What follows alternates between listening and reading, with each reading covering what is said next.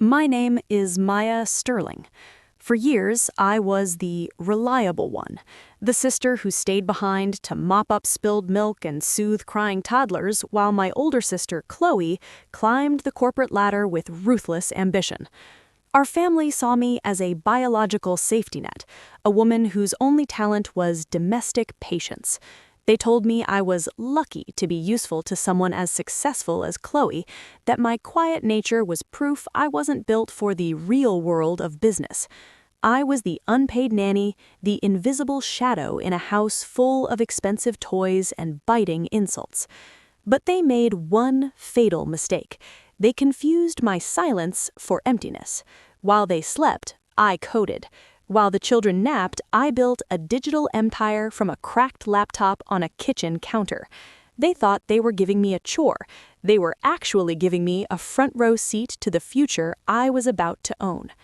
Now, the woman who told me I was only fit for diapers is standing in my lobby waiting for a chance to work for the company I built in the dark. The sound of Chloe's heels on the hardwood floor always felt like a countdown. Click, click, click. It was 7 a.m., and the whirlwind of her vital existence was about to collide with my quiet morning. I stood in the kitchen of her sprawling suburban mansion, testing the temperature of a bottle while her two children, Leo, 4, and Mia, 2, scrambled around my feet like chaotic atoms. "Maya, for heaven's sake, keep them quiet," Chloe barked, sweeping into the kitchen in a $3,000 power suit. She was adjusting a diamond earring, her eyes fixed on her reflection in the polished chrome of the refrigerator. "I have a merger call in 10 minutes, and the last thing I need is a tantrum in the background. And did you iron my blue silk blouse? I need it for the dinner tonight." "I haven't had a chance, Chloe," I said quietly, wiping a stray smear of oatmeal off the counter. "Leo had a nightmare at 3 a.m. and Mia is teething. I've been up since before dawn." Chloe let out a long, theatrical sigh, the kind that implied I was a personal burden she was forced to carry. "Honestly, Maya, it's not like you have a career to manage. You're here to help the family. It's the least you can do since you're just floating. This is the only thing you're actually good at, isn't it? Being the help." I felt the familiar sting, a cold needle of resentment that I had learned to numb over the years. Chloe was a vice president at a top-tier marketing firm. To her and to our parents, I was the unambitious daughter, the one who dropped out of a prestigious grad program to find herself and ended up as the family's permanent unpaid babysitter. "I'm not the help, Chloe. I'm your sister," I reminded her, though I knew the words would bounce off her like rain on glass. "Tomato, tomata," she chirped, grabbing her leather briefcase.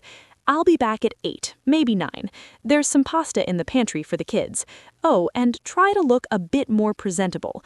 Our neighbors are starting to think I've hired a vagrant." With a final puff of expensive perfume, she was gone. The heavy front door slammed, and silence, or what passed for it with two toddlers, returned to the house. I looked down at Leo, who was staring at his iPad with a look of profound boredom.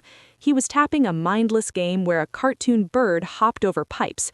It was repetitive, soul-crushing content designed to keep a child docile, not engaged. "Leo," I said, kneeling beside him, "do you want to play a different game, one where we build something?" "I want to make the bird fly," he mumbled, not looking up. That was the moment the spark hit me. It wasn't just about the kids, it was about the colossal waste of cognitive potential. Millions of children were spending their most formative years staring at digital junk food because the successful parents were too busy to provide anything else. That afternoon, while the kids were down for their 2-hour nap, I sat at the small kitchen table. I opened my laptop, an old battered machine with a flickering screen that Chloe had gifted me when she upgraded to a newer model. I didn't open a social media app, I opened a code editor. Most people didn't know that my dropout from the grad program wasn't because I couldn't handle the work. I had been at the top of my class in artificial intelligence and neural networks. I had left because the academic world felt too slow, too disconnected from the raw reality of human development. I started typing, "Import TensorFlow as TF." I wasn't building a game, I was building a cognitive engine. I called the project Aura. It was designed to be a digital shadow teacher, an AI that didn't just show content, but adapted its difficulty and subject matter in real time based on a child's eye tracking, pulse rate via the iPad's camera, and response patterns. It was a billion-dollar idea hidden in a folder labeled Recipes. For the next 4 hours, the only sound in the kitchen was the frantic tapping of keys and the hum of the dishwasher. I was in the zone, a place Chloe didn't think I was capable of visiting. I was mapping out the first layer of the neural net, a logic gate that would reward curiosity rather than just repetition. "Maya, where are the kids?" I jumped, nearly knocking over a cup of lukewarm tea. Chloe was back early, her face flushed with a mixture of anger and triumph. She didn't look at me, she looked at the silent house. "They're napping, Chloe. It's only 4 p.m. "Good. I need you to take them to Mom's for the weekend. I just got invited to a retreat in the Hamptons. High-level networking. I can't be tied down by mom duties right now." I looked at my screen, at the lines of code that represented my freedom. "I was actually planning on finishing some personal work this weekend, Chloe." "Personal work?" Chloe laughed, a sharp, patronizing sound. "What, are you knitting a sweater? Maya, let's be real. Your personal work is a hobby. My work is a career. Don't be selfish. You're lucky I even let you stay here rent-free." I looked at her, really looked at her. She saw a failure. She saw a convenience. She saw a woman who was only capable of this. "I'll take them to Mom's," I said, my voice as flat as a desert. "Good girl." Chloe patted my cheek, as if I were a golden retriever. "I knew I could count on you. You're the best nanny a billionaire-to-be could ask for." She walked away, already dialing another number, her voice shifting into her corporate shark persona. I turned back to my laptop. I didn't close the editor. Instead, I pushed my first commit to a private GitHub repository. Commit message, the foundation. I wasn't just a nanny. I was the architect of a revolution. Chloe thought she was building a career. She was actually just building a cage. And while she was busy networking in the Hamptons, I was going to build the key to the door. I packed the kids' bags, my mind already 3 steps ahead in the algorithm. As I strapped Leo and Mia into the car seats, I whispered to them, "Soon we're going to play a game that actually matters, I promise." I drove away from the mansion, leaving Chloe and her real world behind me. She thought she was the one in control because she had the title and the paycheck. She didn't realize that in the age of information, the person who controls the logic controls the world, and I was very, very good at logic. The 5-year countdown had begun. The house was quiet, save for the hum of the central air and the distant sound of Chloe's voice on a Zoom call in her glass-walled home office. She was pitching a disruptive marketing campaign for a luxury soda brand. I, however, was in the playroom, preparing for a disruption that would actually matter. "Leo, come here for a second," I whispered, beckoning my 4-year-old nephew. "I want you to try something new on the tablet. It's a special story that listens to you." Leo waddled over, his eyes glazed from an hour of mindless cartoons. I handed him the old iPad, now loaded with the first functional build of Aura. On the screen, a simple geometric shape, a golden sphere, pulsed gently. "What do I do, Auntie?" he asked, tilting his head. "Just talk to it, Leo. Tell it what you see." As Leo began to interact with the app, I watched the telemetry data on my phone. The front-facing camera on the iPad was tracking his saccades, the rapid movements of his eyes. Aura was analyzing his focus points. When his attention dipped, the app didn't use loud noises or flashing lights to grab him back. It changed the narrative complexity. It shifted from a story about a ball to a story about physics, disguised as a game of catch. "The ball is heavy, Auntie. Look, it falls faster when I push it." Leo's voice was filled with a genuine wonder I hadn't seen in months. The neural net was working. It was identifying the exact moment Leo's brain transitioned from passive consumption to active problem-solving. It was feeding him micro-challenges, subtly increasing his vocabulary and his understanding of cause and effect. In 30 minutes, he hadn't asked for a snack or a cartoon once. He was in a state of flow, a psychological goldmine. Suddenly, the playroom door swung open. Chloe stood there, her face a mask of corporate exhaustion. She was rubbing her temples, her phone still gripped in her hand like a weapon. "Maya, why is it so quiet in here? Are they sleeping?" She looked at Leo, then at the tablet. Her eyes narrowed. "I thought I told you no more screen time today. It rots their brains. I read an article in the Journal of Executive Excellence about it." "It's an educational tool I found, Chloe," I said, my heart hammering against my ribs. I stood up, subtly blocking her view of the diagnostic overlay on the screen. "It's helping him with his spatial reasoning." Chloe walked over and snatched the tablet from Leo. He let out a small cry of protest. She looked at the golden sphere on the screen, her lip curling in a dismissive sneer. "This? It looks like a tech demo from the 90s. There aren't even any branded characters. Where's the wow factor, Maya?" She handed it back to me as if it were junk mail. "This is exactly why you aren't in marketing. You have no sense of what people actually want. Stick to the basics: blocks, books, and fresh air. Don't try to be a tech mom when you're barely keeping up with the laundry." "I was just trying to help him learn, Chloe," I said, keeping my voice low and submissive.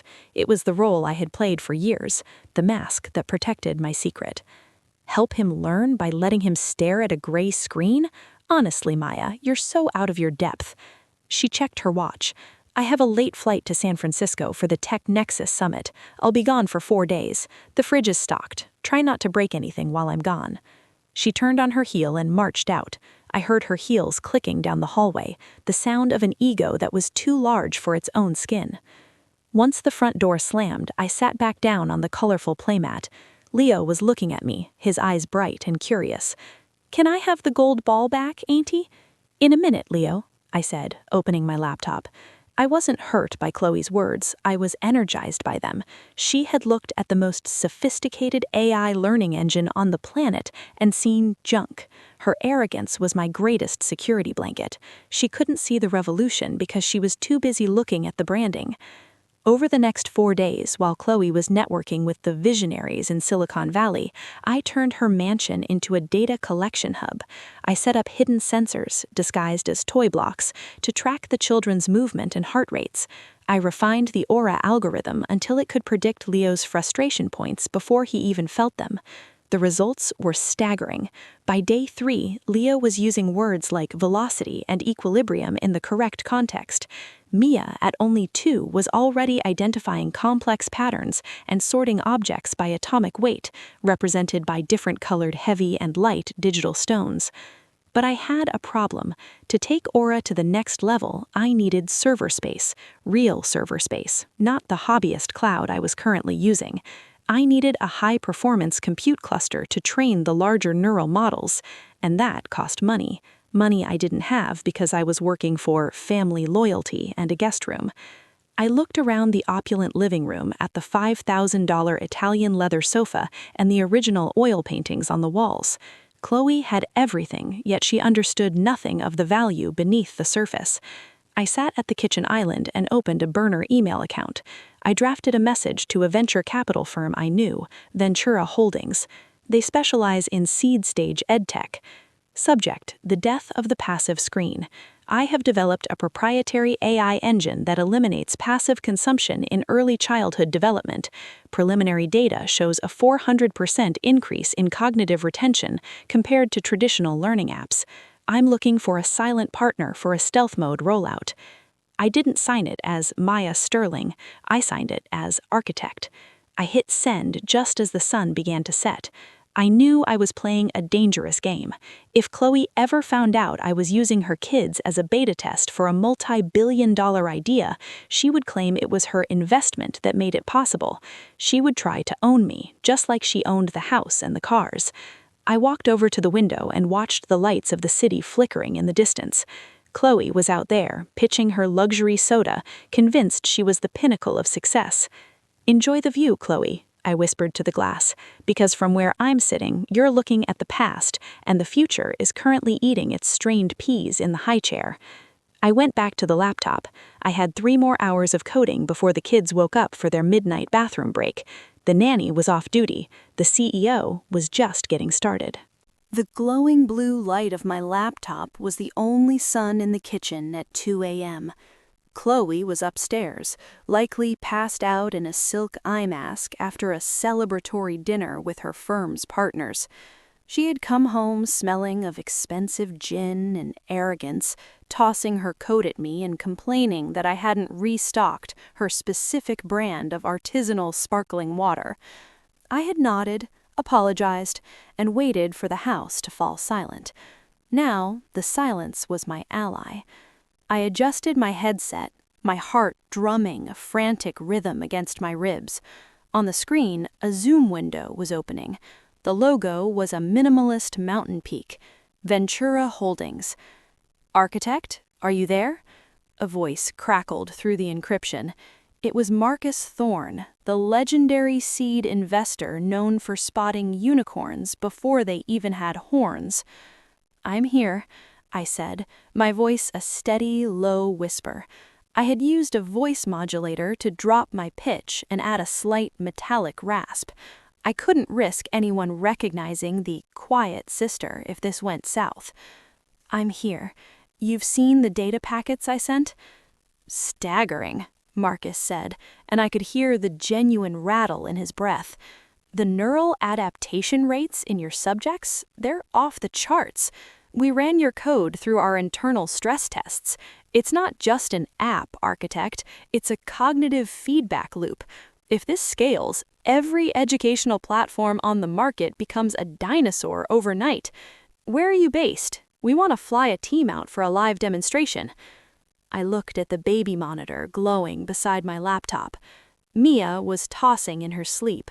Leo was dead to the world. "A live demo isn't possible yet. I'm operating in stealth mode for a reason. Intellectual property in this sector is predatory.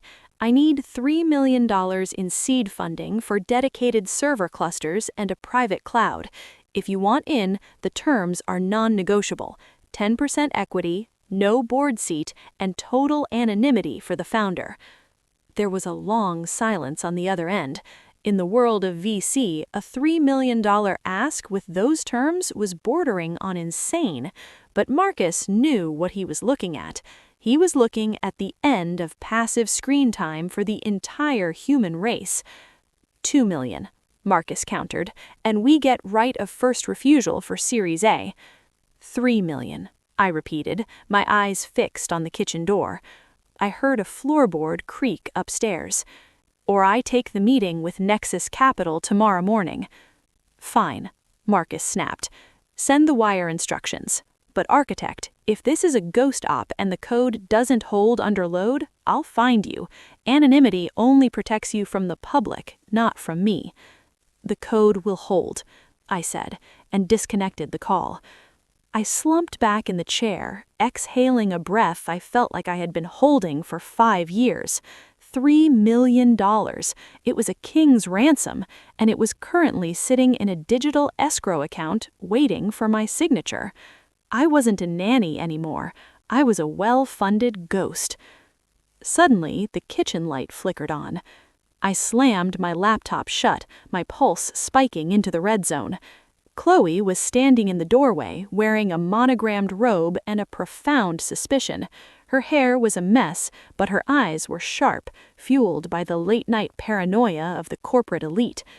"Maya, what are you doing up, and why are you sitting in the dark with a headset on?" She walked toward me, her eyes darting to the closed laptop. I couldn't sleep, Chloe. I was just listening to some white noise to help me relax. The kids were a bit restless today." "Restless?" Chloe said, not buying it for a second. "You've been on this thing a lot lately. I thought I told you to stay off the internet and focus on the house. Are you talking to some guy? Is that what this is? Some pathetic long-distance relationship to distract you from the fact that you have no life?" It's just a hobby, Chloe. I'm learning some new recipes." "Recipes?" Chloe laughed, a sharp, jagged sound that cut through the quiet kitchen. "Recipes, Maya? Look at yourself. You're 30 years old, living in my guest room, playing with a computer like a teenager. You're lucky I'm family. Anyone else would have kicked you out for being this unproductive. If you have so much energy at 2 a.m., you can start deep cleaning the pantry. It's a mess." She turned to leave, but then she paused, her eyes catching a small, glowing device I'd left on the counter, a custom-built biometric sensor I'd been using to track Leo's focus during the Aura sessions. "What is this?" she asked, picking it up. "Is this a toy?" It's a nightlight, Chloe, for Leo. He's been having those nightmares, remember?" She tossed it back on the marble counter with a clatter. "Cheap plastic junk. Throw it away. I'll buy him a real one from Restoration Hardware tomorrow. And get some sleep. You look like a ghost, and I need you sharp for the weekend. I'm hosting a brunch for the senior partners, and I want the house to look like a magazine shoot." She vanished back upstairs, her heels, even in slippers, sounding like a victory march. I picked up the sensor. It wasn't cheap plastic junk. It was a proprietary piece of hardware that could detect micro fluctuations in blood flow from 6 feet away. It was worth more than her entire handbag collection. I opened the laptop again. The wire transfer notification flashed on the screen. Funding confirmed. I didn't go to sleep. I didn't clean the pantry. I sat there in the house that felt like a gilded cage, and I began the process of incorporation. I didn't name the company after myself. I named it Vigilance AI. By the time the sun began to peek over the manicured hedges of the backyard, I had leased a secure server farm in Iceland and hired 3 freelance engineers from Eastern Europe using encrypted channels. They didn't know who I was. They just knew the code was the most beautiful thing they'd ever seen. I stood up and began preparing Chloe's specific, organic, multi-step breakfast. I moved with the practiced grace of a servant, but inside I was calculating the trajectory of a bullet. Chloe was climbing her corporate ladder, but she was climbing it in a building I was quietly buying out from underneath her. "Breakfast is ready, Chloe," I called out, my voice sweet and obedient. As she came down the stairs, complaining about the humidity and her stressful schedule, I smiled. She thought she was the one in charge because she had the title. She didn't realize that the unambitious sister she mocked was currently the CEO of a company worth more than her entire firm. The nanny was busy making pancakes. The billionaire was busy writing the future. And the best part? She had no clue that her children were the first citizens of my new world. 2 years. In the tech world, that's a geological epic. In Chloe's house, it was 730 days of Auntie Maya being the reliable background noise to her chaotic, high-stress climb. To Chloe, I was still the woman who forgot to descale the espresso machine or failed to coordinate the kids' soccer practice perfectly.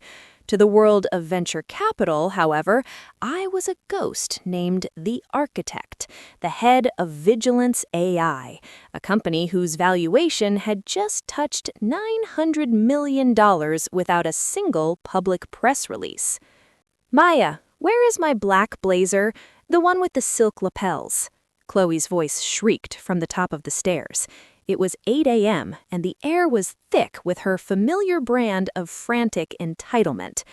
"It's in the dry cleaning bag by the front door, Chloe," I called back, calmly stirring a pot of organic oatmeal. "I picked it up yesterday while the kids were at gymnastics." "Finally, you're actually useful for once," she muttered, rushing down the stairs. She looked haggard.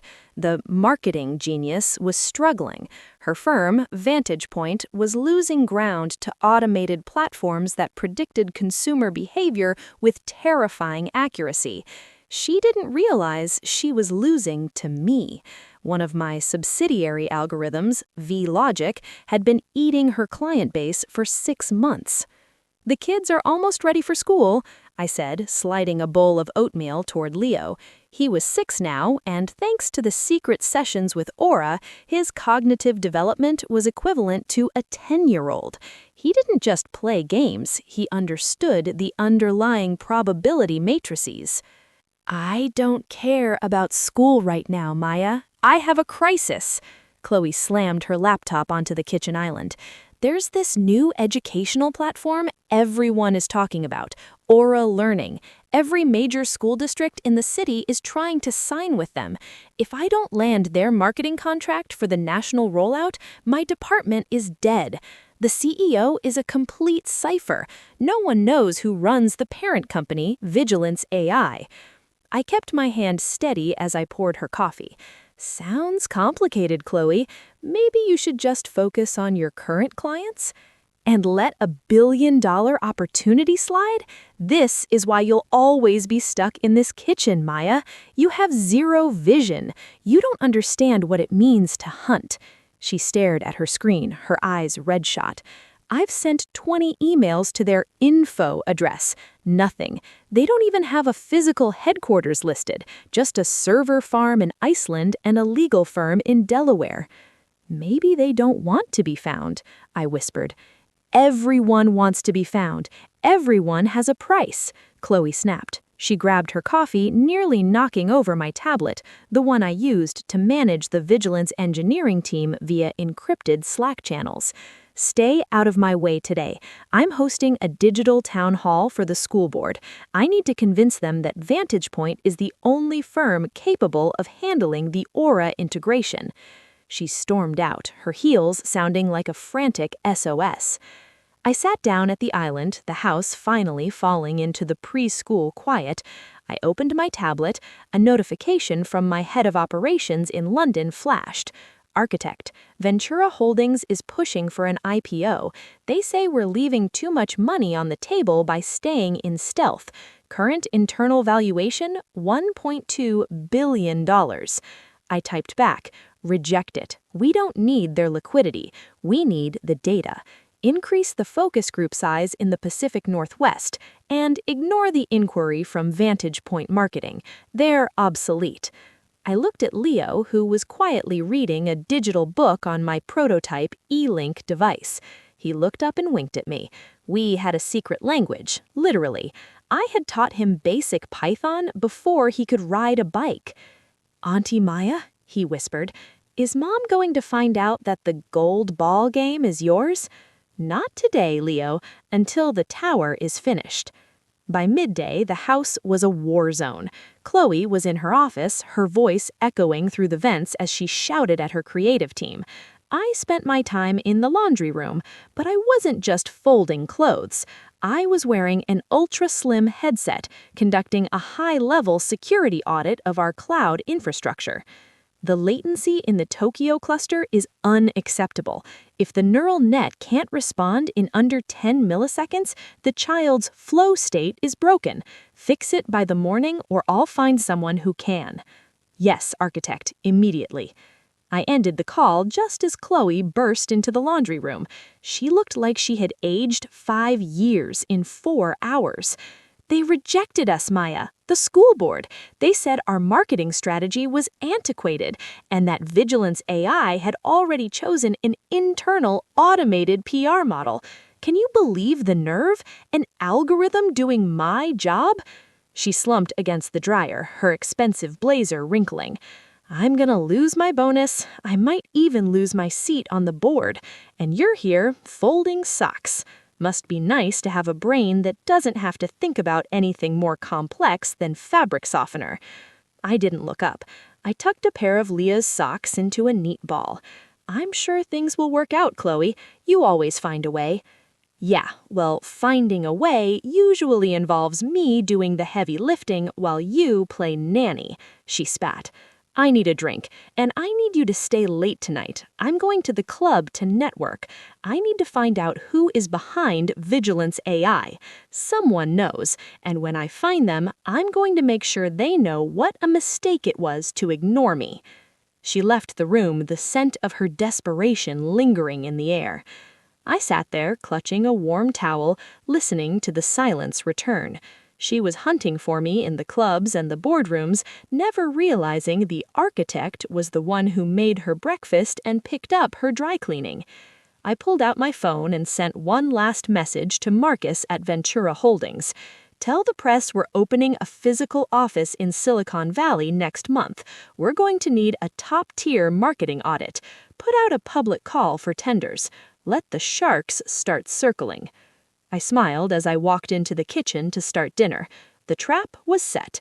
Chloe wanted to meet the CEO of the future. I was happy to oblige. But first, I had to make sure the chicken was roasted exactly like she liked it. After all, a good nanny always pays attention to the details. 5 years. That is the exact amount of time it took for the world to stop asking if AI would change education and start asking who owned the keys to the new human mind. The answer was Vigilance AI. We weren't just a unicorn anymore, we were a titan. Our valuation had eclipsed $5 billion, and our software, Aura, was now the standard operating system for over 10 million students globally. And yet, in the eyes of my sister, I was still the woman who couldn't be trusted with the good silver. "Maya, where is the physical copy of my proposal? I left it on the island," Chloe was screaming from her home office. Her voice had a jagged, desperate edge now. The confident VP had been replaced by a woman on the brink of a professional nervous breakdown. Vantage Point was hemorrhaging clients, and the board had given her one last chance: land the Vigilance AI account or resign. "It's in your briefcase, Chloe.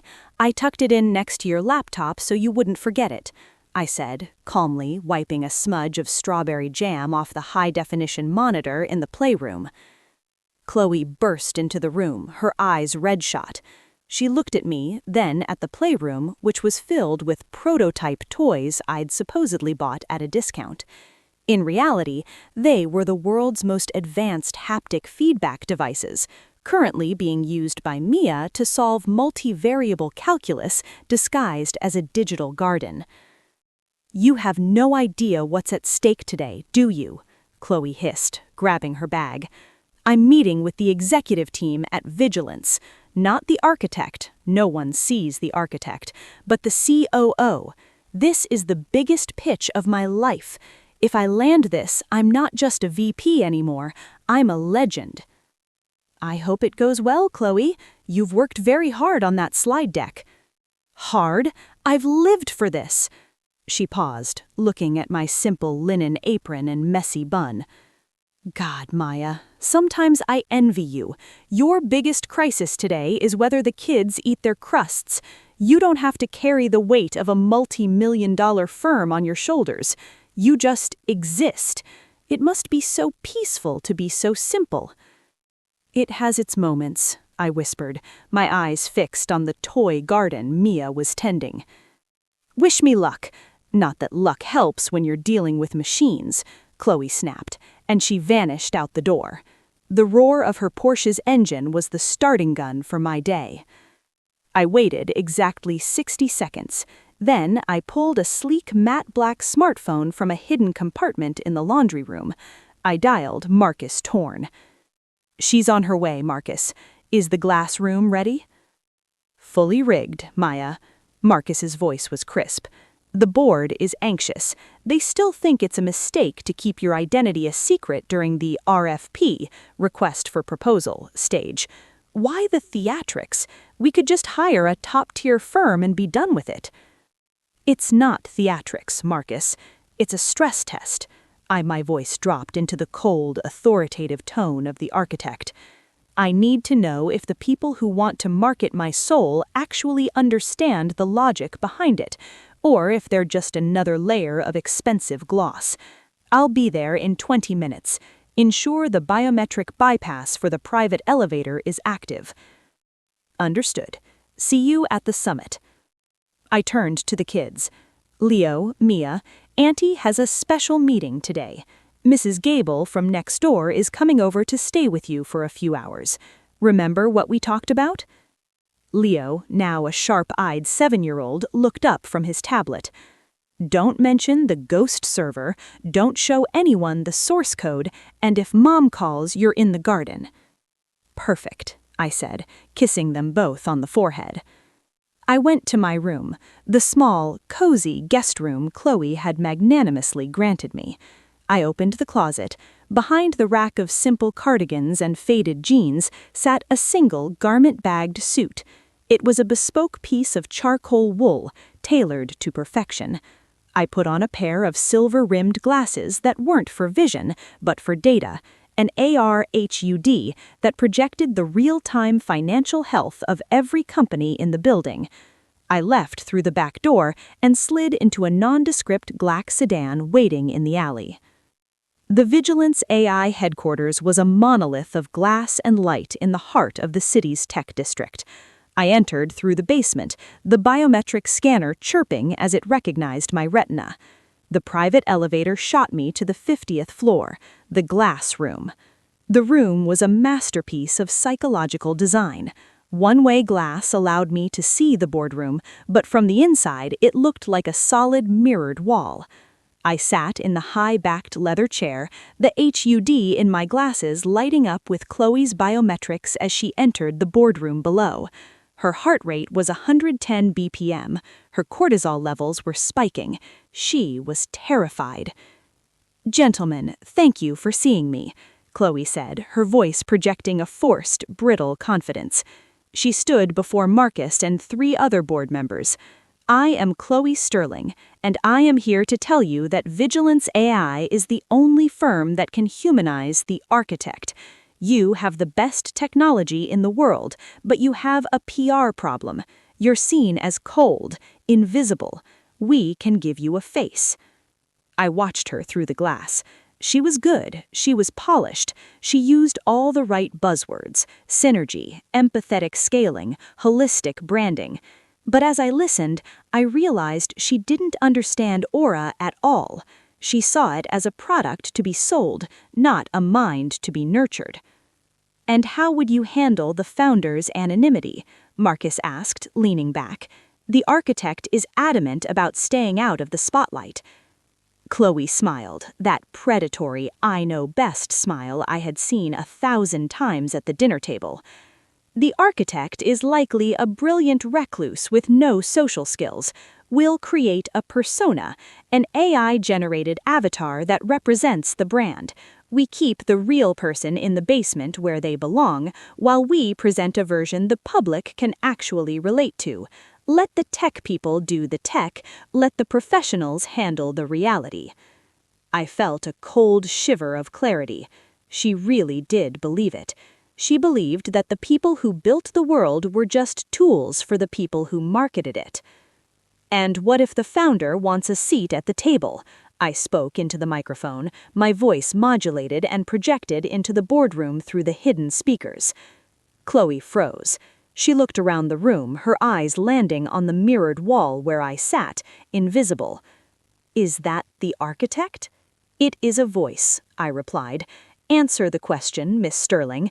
You mentioned keeping the tech people in the basement. Does that include the person who created the very empire you are currently begging to represent?" "Begging is a strong word. I'm offering a partnership. And yes, in my experience, creative geniuses are often difficult. They lack the vision for the big picture. They're like nannies, essential for the day-to-day, but you wouldn't let them run the household, would you?" The boardroom went silent. Marcus looked up at the glass, his expression unreadable. "I see," I said. "Your proposal is noted, Miss Sterling. We will review the vantage point strategy. You will have our answer by the end of the week." "Thank you," Chloe said, her voice trembling slightly. She packed her bags, her gait less certain than when she walked in.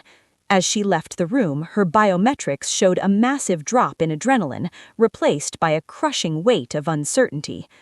I went home, changed back into my jeans and apron, and started the laundry. When Chloe came through the door an hour later, she looked like she had seen a ghost. "How was the meeting, Chloe?" I asked, folding a towel. "It was strange," she whispered, pouring herself a large glass of wine. "The architect spoke. It was just a voice from the wall, cold, mechanical, like a machine that knew all my secrets. They're inviting me back on Friday for the final round. The CEO is going to be there." "That's wonderful news, Chloe. I'm sure you'll impress them."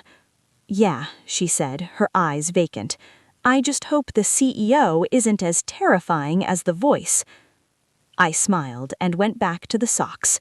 On Friday, the voice was going to have a face, and Chloe was finally going to find out what happened when you tell a woman she's only fit for diapers, and she uses that time to build a digital god.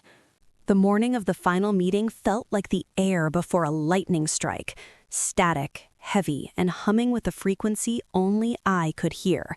Chloe was a ghost of herself, pacing the kitchen floor in her power suit, her fingers trembling as she swiped through her presentation slides for the 100th time. She had barely slept, and the dark circles under her eyes told a story of a woman who felt the ground shifting beneath her feet. "Maya, where is my green juice? I need the antioxidants. My brain feels like mush," she snapped, though there was less bite in her voice than usual. There was a hollow resonance to her panic now. "It's right here, Chloe, exactly how you like it," I said, placing the glass on the counter. I stood there for a moment, watching her. This was the last time I would serve her, the last time I would play the role of the quiet, simple sister in this house.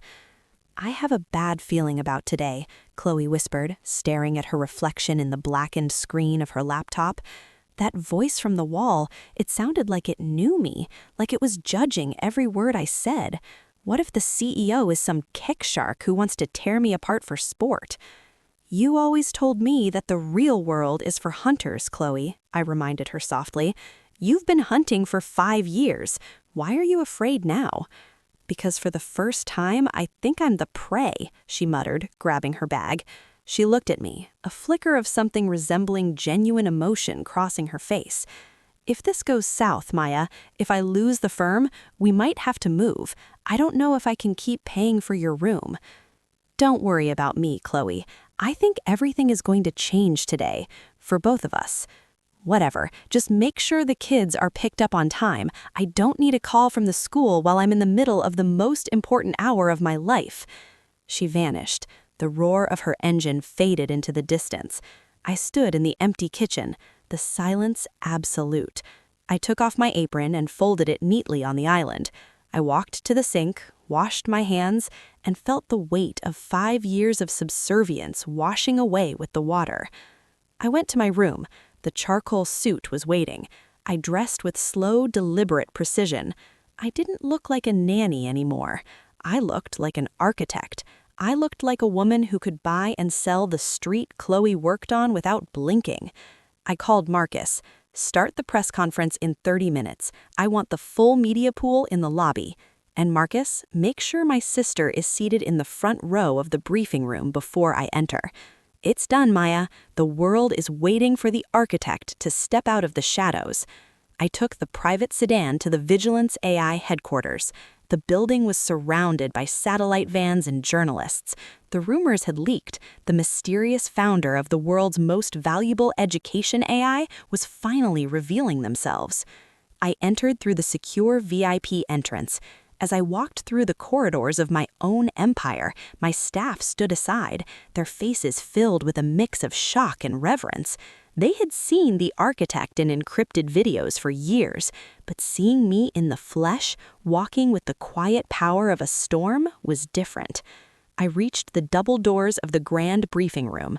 On the other side, Chloe was sitting in a plush leather chair clutching her portfolio, her eyes darting around the room at the cameras and the high-profile investors.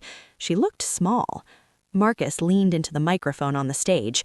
"Ladies and gentlemen, thank you for your patience. For 5 years, Vigilance AI has operated under the vision of a founder who believed that the work should speak louder than the person. Today, the work has spoken. It is time for you to meet the mind behind Aura." The doors opened.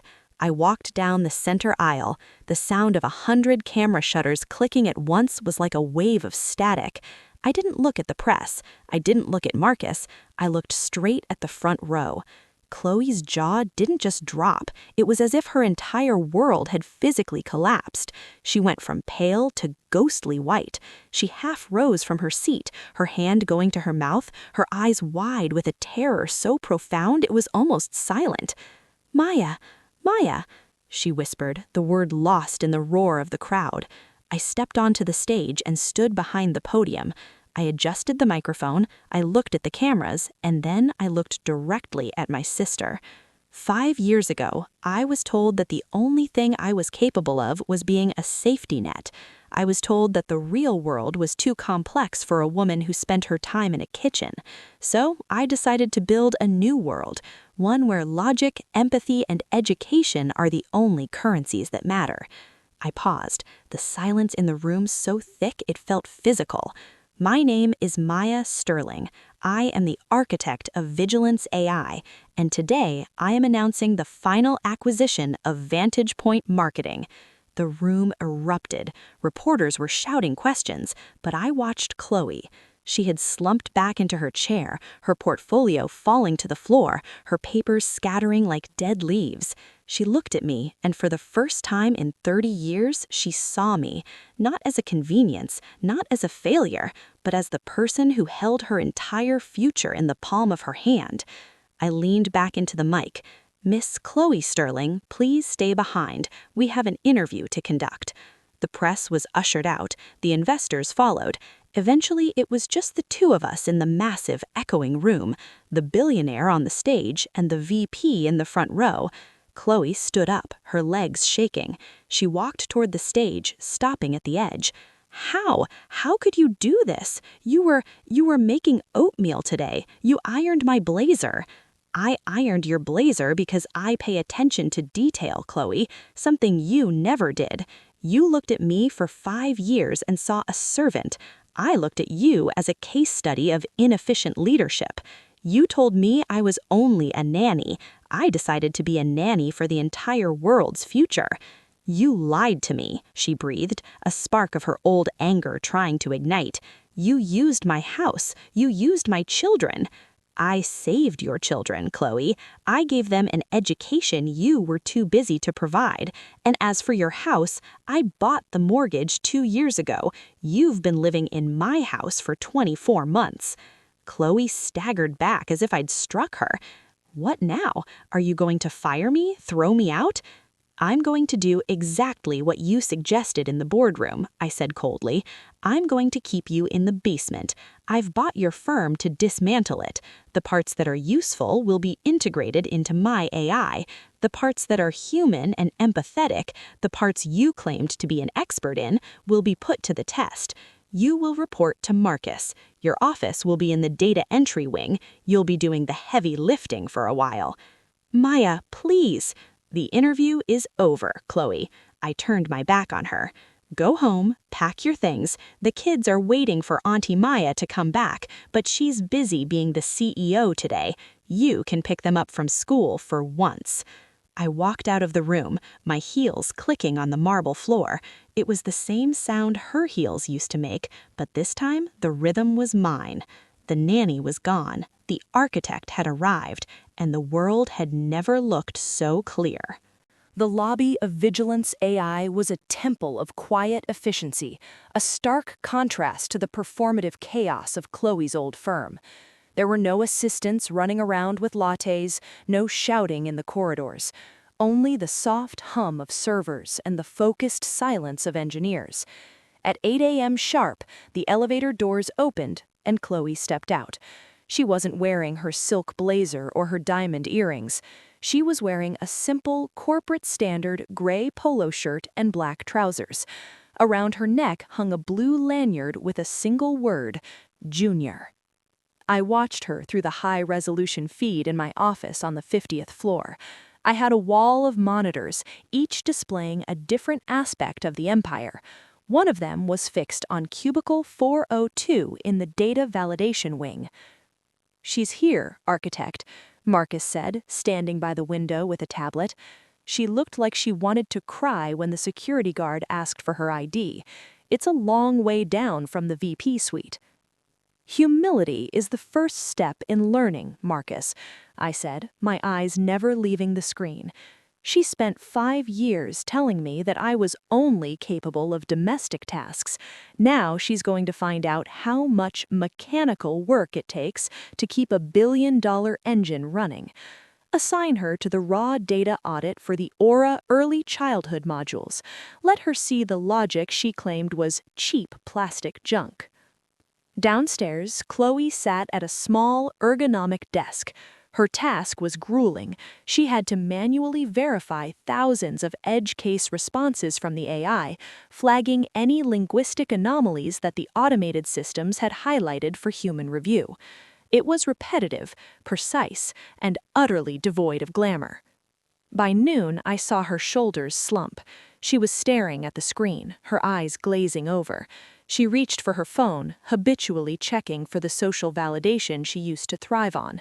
A notification popped up on her desktop immediately.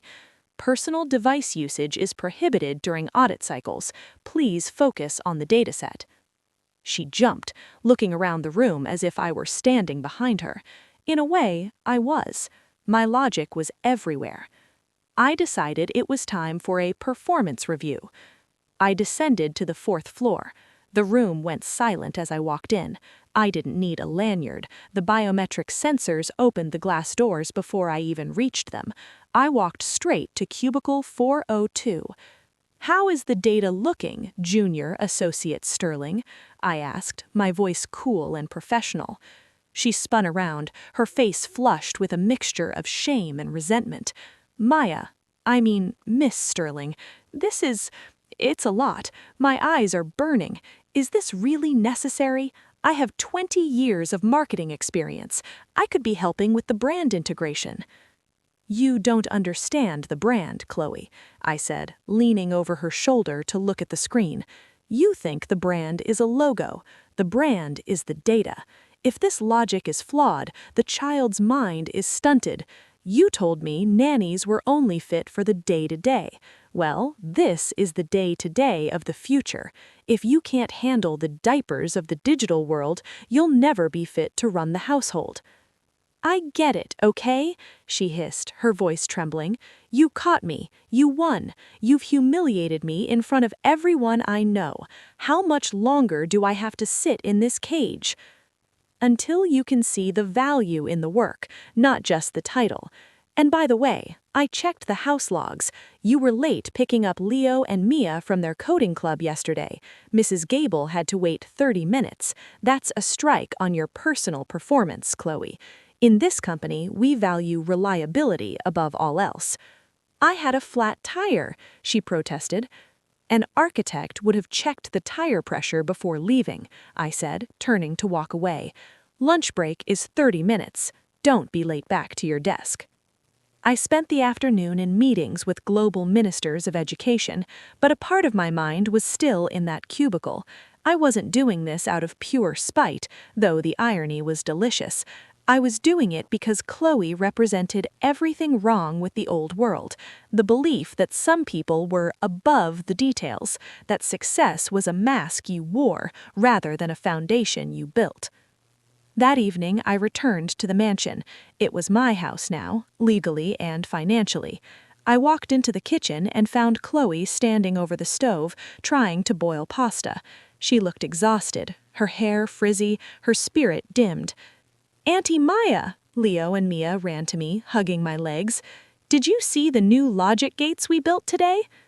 "I did, Leo. They were beautiful," I said, ruffling his hair. Chloe looked at me, a spoon in her hand, her eyes filled with a hollow sort of envy.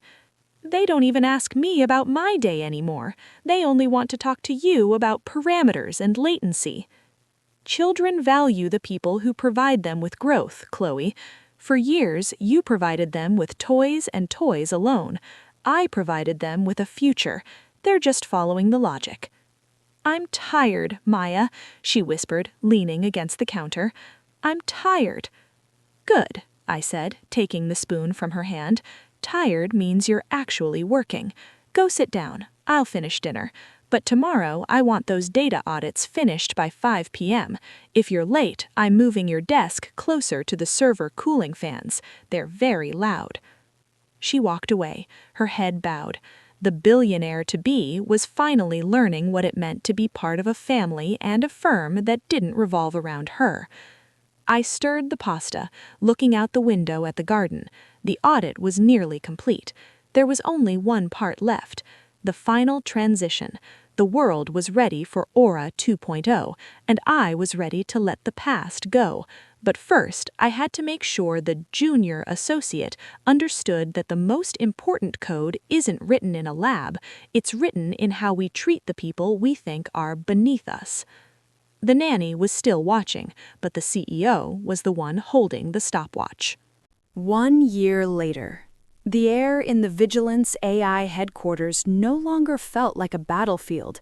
It felt like a symphony. I stood in my office looking at a digital map of the world where millions of points of light represented children currently learning, growing, and thinking through Aura 2.0. We had moved beyond simple apps. We were now the infrastructure of the global mind. Architect, the final deployment for the Rural Education Initiative is green, Marcus said, his voice warm with pride. But there's someone at the door who insists on presenting the final impact report herself. Send her in, I said, my heart steady. The door opened, and Chloe walked in. She didn't look like the panicked woman in the gray polo from a year ago, nor did she look like the arrogant shark in the silk suit from 5 years ago. She wore a simple, tailored navy dress and carried a tablet filled with data she had verified herself. Her lanyard was gold now, Senior Strategist. Maya, she said, her voice calm and grounded. She didn't bow her head, but she didn't tilt it in defiance either. She stood as an equal. I've finished the longitudinal study on the empathy beta.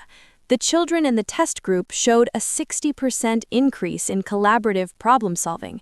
It turns out that when you teach logic alongside emotional intelligence, the neural net stabilizes faster.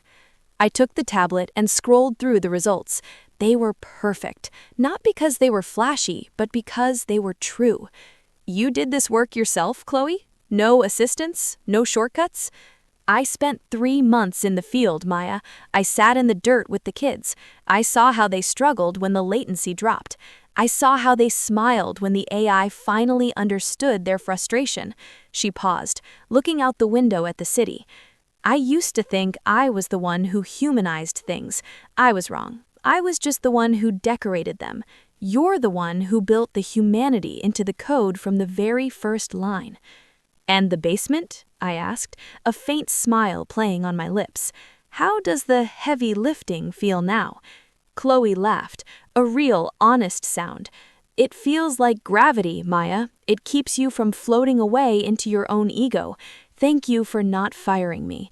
Thank you for making me stay until I saw the point. I walked over to her and handed her a new set of credentials. They weren't blue or gold, they were crystalline, embedded with a private encryption key. What is this? She whispered. It's a partnership, Chloe.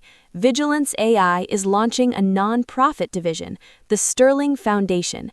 Its goal is to bring Aura to every child who can't afford a tablet, starting with the shelters and the foster systems. I want you to run it, not as a VP and not as my sister, but as a leader who knows exactly what it's like to start from zero. Chloe stared at the badge, her eyes shimmering with tears. She didn't look for a camera, she didn't think about the PR. She simply stepped forward and pulled me into a hug. It was the first time we had truly touched in a decade. I'm sorry, Maya, for everything. For the laundry, for the insults, for not seeing who you were. I was busy building a world, Chloe. I didn't have time to be offended, but I'm glad you finally arrived. I was getting a bit lonely at the top. That evening, we went back to the house. It wasn't a mansion of secrets anymore. It was a home. Leo and Mia were in the garden, not with tablets, but with a telescope they had built themselves using a vigilance engineering kit. Auntie Maya, Mom, look, we found Jupiter, Leo shouted, waving us over. We sat on the grass together, the CEO and the strategist, watching the stars. The nanny was gone, replaced by a woman who had audited her life and found the only thing that truly scaled: love, tempered by logic. So, what's the next project, architect? Chloe said, leaning back on her elbows. I looked at my sister, then at the children, then at the vast, dark sky above us. I think it's time we looked beyond the screens, Chloe. The moon looks like a very interesting place for a school, don't you think? Chloe grinned. "I'll start working on the logistics tonight, but only after I finish the dishes." "Deal," I said. The world was bright, the code was clean, and for the first time in my life, the silence wasn't a mask. It was a celebration. The audit was closed. The future was ours.